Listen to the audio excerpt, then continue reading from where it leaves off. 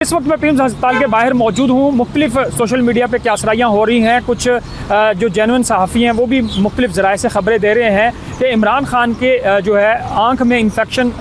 सामने आया है और वो कर्वो नाम का एक जो है इन्फेक्शन है। ये एक मुख्तलिफ बीमारी है जिसका उनको सामना करना पड़ रहा है। अडियाला जेल में मुख्तलिफ औकात में यानी 16 जनवरी को, 19 जनवरी को और 18 जनवरी को 3 बार डॉक्टर्स ने उनका चेकअप किया, लेकिन आँख का इन्फेक्शन सीरियस होने की वजह से कुछ ज़राए ये भी दावा कर रहे हैं कि हफ्ते और इतवार की मुमकिन शब को मिडनाइट में उनको पिम्स अस्पताल में भी लाकर जो है उनको इंजेक्शन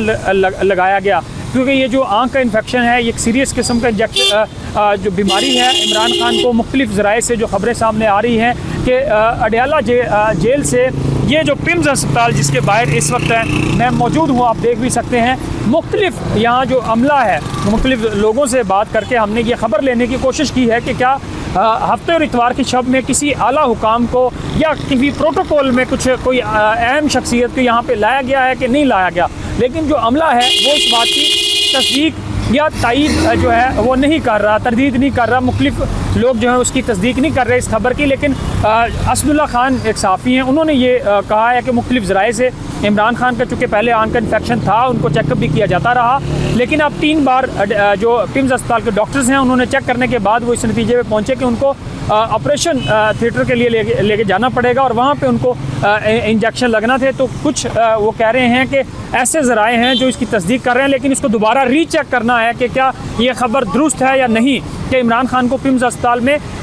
मिडनाइट लाया गया और उनको आँख के इन्फेक्शन के हवाले से ट्रीटमेंट दी गई। लेकिन इमरान खान का जो आँख का इन्फेक्शन है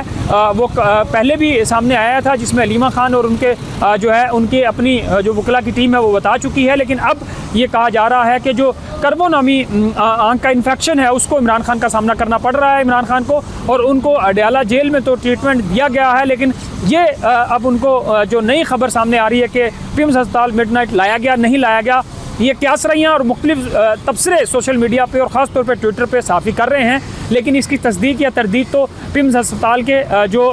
इंतज़ामिया है वो या हुकूमत ही कर सकती है।